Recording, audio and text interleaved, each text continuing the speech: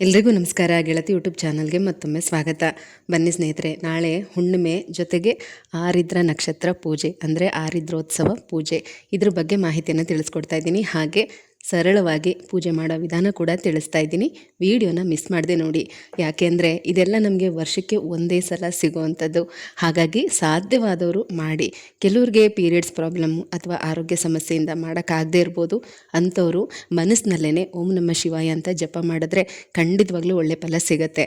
ಮೊದಲನೇದಾಗಿ ಆರಿದ್ರ ನಕ್ಷತ್ರ ಎಷ್ಟೊತ್ತು ತನಕ ಇರುತ್ತೆ ಅಂತ ಹೇಳ್ಬಿಡ್ತೀನಿ, ಪೂಜಾ ಸಮಯ ತಿಳಿಸ್ತೀನಿ, ಆಮೇಲೆ ಪೂಜಾ ವಿಧಾನ ಕೂಡ ಹೇಳ್ಕೊಡ್ತೀನಿ. ಇವತ್ತು ನನಗೆ ಮಾತಾಡೋಕ್ಕಾಗದೇ ಇರೋಷ್ಟು ಹುಷಾರಿಲ್ಲ, ಕೆಮ್ಮಿದೆ. ಮಧ್ಯಾಹ್ನ ಹಾಸ್ಪಿಟಲ್ಗೆ ಹೋಗಿ ಬಂದು ಈ ವಿಚಾರ ನಿಮಗೆ ಮಿಸ್ ಆಗಬಾರ್ದು ಅಂತ ಹೇಳಿ ಈ ವಿಡಿಯೋನ ಶೇರ್ ಮಾಡ್ತಾ ಇದ್ದೀನಿ.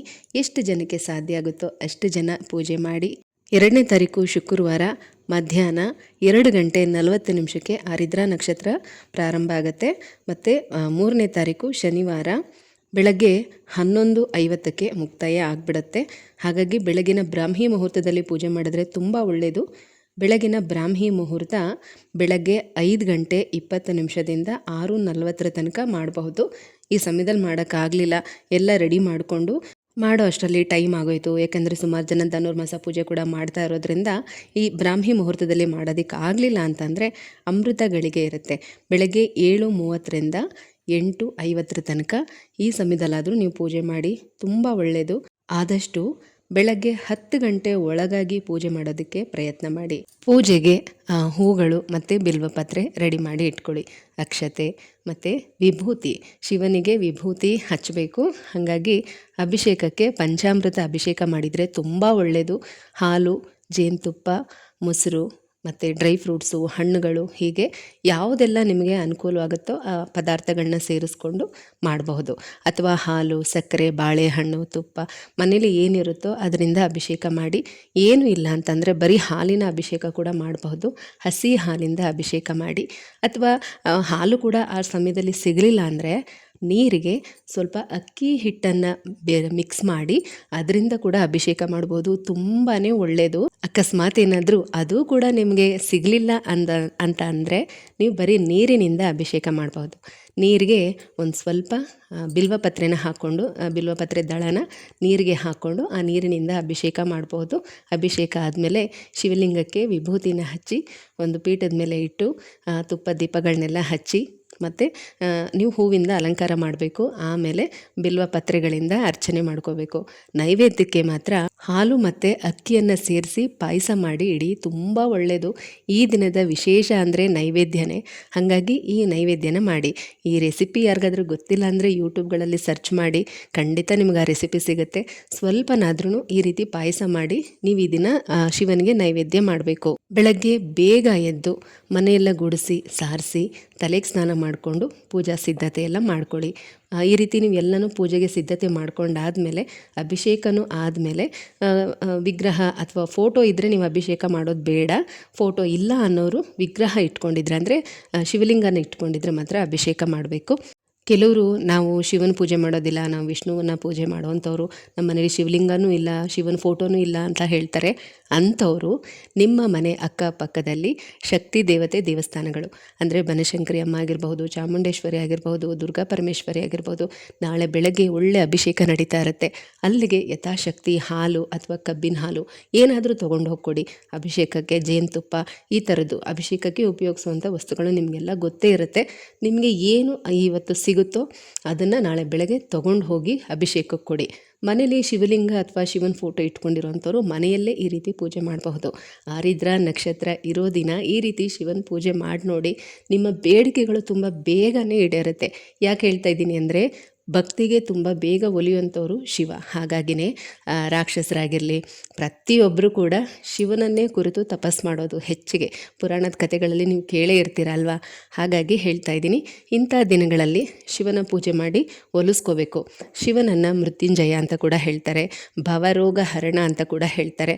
ಹಾಗಾಗಿ ಜಾತಕಗಳಲ್ಲೇ ಆಗಲಿ ಸಣ್ಣ ಪುಟ್ಟ ದೋಷಗಳಿದ್ರೆ ಅದೆಲ್ಲ ನಿವಾರಣೆ ಆಗಬೇಕು. ಅಪಮೃತ್ಯು ಯೋಗಗಳಿದ್ರೆ ಅವೆಲ್ಲ ನಿವಾರಣೆ ಆಗಬೇಕು. ಆರೋಗ್ಯ ವೃದ್ಧಿ ವೃದ್ಧಿ ಆಗಬೇಕು, ದೀರ್ಘಾಯಸ್ಸು ವೃದ್ಧಿ ಆಗಬೇಕು ಅಂತ ಹೇಳಿ ನಾಳೆ ಈ ಪೂಜೆಯನ್ನು ಮಾಡಲೇಬೇಕು. ನೀವು ಪೂಜಾ ತಯಾರಿ ಮಾಡ್ಕೊಳ್ಳುವಾಗಲೂ ಕೂಡ ಅಷ್ಟೇ ಮನಸ್ಸಿನಲ್ಲಿ ಓಂ ನಮಃ ಶಿವಾಯ ಓಂ ನಮಃ ಶಿವಾಯ ಅಂತ ಹೇಳ್ಕೊತಾನೆ ಇರಿ. ನಾಳೆ ನೀವು ಜಪ ಮಾಡೋ ಅಂಥ ಪಂಚಾಕ್ಷರಿ ಮಂತ್ರಕ್ಕೆ ಲೆಕ್ಕನೇ ಇಲ್ಲ. ಬೆಳಗ್ಗೆಯಿಂದ ಸಂಜೆ ತನಕ ನೀವು ಎಷ್ಟು ಬೇಕಾದ್ರೂ ಜಪ ಮಾಡ್ಬೋದು. ನೀವು ಏನೇ ಕೆಲಸ ಮಾಡ್ತಾಯಿರಿ, ಆದರೆ ಮನಸ್ಸಿನಲ್ಲಿ ಓಂ ನಮಃ ಶಿವಾಯ ಅಂತ ಹೇಳ್ಕೊತಾನೆ ಇರಿ. ಅಭಿಷೇಕ ಎಲ್ಲ ಮಾಡಿ ನಿಮ್ಮ ಪೂಜಾ ಸಿದ್ಧತೆಗಳೆಲ್ಲ ಆಗಿದ್ದರೆ, ಎಲ್ಲ ಸಾಮಗ್ರಿಗಳನ್ನ ನೀವು ನೀಟಾಗಿ ಜೋಡಿಸ್ಕೊಂಡಿದ್ರೆ, ನೈವೇದ್ಯನೂ ಕೂಡ ಮಾಡಿ ಎಲ್ಲನೂ ತಂದಿಟ್ಕೊಳ್ಳಿ. ಎಲೆ, ಅಡಿಕೆ, ಬಾಳೆಹಣ್ಣು ಮತ್ತು ನೈವೇದ್ಯ ಏನು ಮಾಡಿರ್ತೀರ ಅದನ್ನೆಲ್ಲನೂ ಜೋಡಿಸ್ಕೋಬೇಕು. 2 ತುಪ್ಪದ ದೀಪ ಹಚ್ಚಬೇಕು. ಹಾಗೆ ತುಳಸಿ ಗಿಡದ ಹತ್ರ ಮನೆಯಲ್ಲಿ ಎಲ್ಲ ದೀಪಗಳನ್ನು ಹಚ್ಚಿ, ಅಂದರೆ ನೀವು ದೇವ್ರ ಮನೆಯಲ್ಲಿ ಪ್ರತಿದಿನ ಎಷ್ಟು ದೀಪ ಹಚ್ತೀರೋ ಅಷ್ಟು ದೀಪಗಳನ್ನು ಹಚ್ಚಬೇಕು. ಶಿವಲಿಂಗದ ಮುಂದೆ 2 ತುಪ್ಪದ ದೀಪನ ಹಚ್ಚಬೇಕು. ಮತ್ತು ಇನ್ನೊಂದು ಹೇಳ್ತೀನಿ, ಶಿವಲಿಂಗಕ್ಕೆ ಅಭಿಷೇಕ ಮಾಡುವಾಗ ನಂದಿನೂ ಕೂಡ ಇಟ್ಕೊಂಡು ಅಭಿಷೇಕ ಮಾಡಬೇಕು. ಇದು ತುಂಬ ಒಳ್ಳೆಯದು. ಯಾಕೆ ಹೇಳ್ತಾ ಇದ್ದೀನಿ ಅಂದರೆ, ನಾವು ಏನೇ ಬೇಡ್ಕೊಂಡ್ರೂ ಕೂಡ ಮತ್ತು ಶಿವನ ದರ್ಶನಕ್ಕೆ ಎಷ್ಟು ಜನ ಹೋಗ್ತಾರೆ, ಏನೇನು ಬೇಡ್ಕೊಂಡಿದ್ದಾರೆ ಅನ್ನೋದನ್ನೆಲ್ಲ ಲೆಕ್ಕ ಕೊಡೋದು ನಂದಿನೇ. ಹಾಗಾಗಿ ನಂದಿ ವಿಗ್ರಹನೂ ಕೂಡ ನೀವು ಮನೇಲಿ ಇಟ್ಕೋಬೇಕು.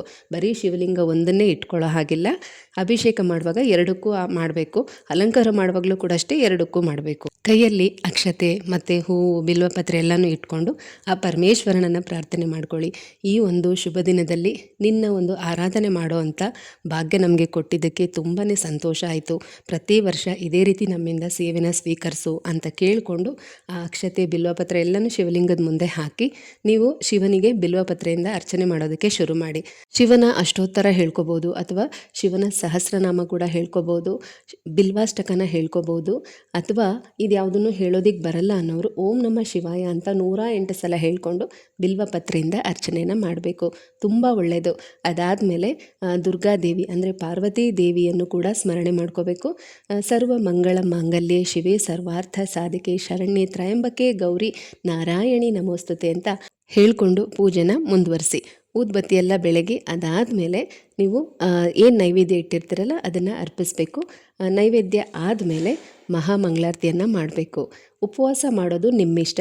ಮತ್ತು ಈ ದಿನ ಸತ್ಯನಾರಾಯಣ ಸ್ವಾಮಿ ವ್ರತ ಸಿಂಪಲ್ಲಾಗಿ ಮನೇಲಿ ಮಾಡುವಂಥವರು ಕೂಡ ಮಾಡಬಹುದು.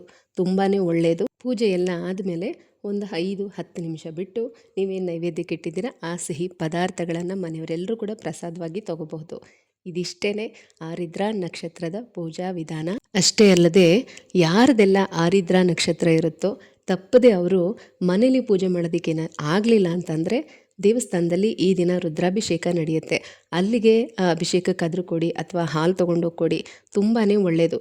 ಅಥವಾ ಹೋಗಿ ದರ್ಶನ ಆದರೂ ಮಾಡ್ಕೊಂಡು ಬರಬೇಕು. ಈ ದಿನ ಶಿವನನ್ನು ದರ್ಶನ ಮಾಡಬೇಕು. ಇದರಿಂದ ಜಾತಕದಲ್ಲಿ ಏನಾದರೂ ದೋಷಗಳಿದ್ದರೆ ಅದು ನಿವಾರಣೆ ಆಗಿಬಿಡುತ್ತೆ. ಅಷ್ಟೇ ಅಲ್ಲದೆ ಈ ದಿನ ತುಂಬ ವಿಶೇಷ ಅಂದರೆ, ಈ ದಿನ ಶಿವ ನಟರಾಜನ ರೂಪದಲ್ಲಿ ದರ್ಶನವನ್ನು ಕೊಡ್ತಾರೆ. ಶಿವ ಮತ್ತು ನಟರಾಜ ಸ್ವಾಮಿಯ ಆಶೀರ್ವಾದನ ಪಡೆಯೋದಕ್ಕೆ ಇದು ಅತ್ಯಂತ ಶ್ರೇಷ್ಠವಾದ ಪೂಜಾ ದಿನ. ಅಲ್ಲದೆ ಆರಿದ್ರ ನಕ್ಷತ್ರದವರು ತಮ್ಮ ಜಾತಕದ ದೋಷ ನಿವಾರಣೆಗೆ ಮತ್ತು ಸಂಪತ್ತು, ಸುಖ, ಸಮೃದ್ಧಿಯನ್ನು ಪಡ್ಕೋಬೇಕು ಅನ್ನೋದಾದರೆ ಈ ಪೂಜೆಯನ್ನು ಮಾಡಲೇಬೇಕು. ಅಷ್ಟೇ ಅಲ್ಲ, ಗಣೇಶನ ದೇವಸ್ಥಾನ ಅಥವಾ ಶಿವನ ದೇವಸ್ಥಾನಗಳಲ್ಲಿ ಏನಾದರೂ ಹೋಮ ಹವನಗಳು ನಡೀತಾ ಇದ್ದರೆ ಅಲ್ಲಿ ನೀವು ಕೂಡ ಭಾಗವಹಿಸಿ. ತುಂಬಾ ಒಳ್ಳೆಯದು.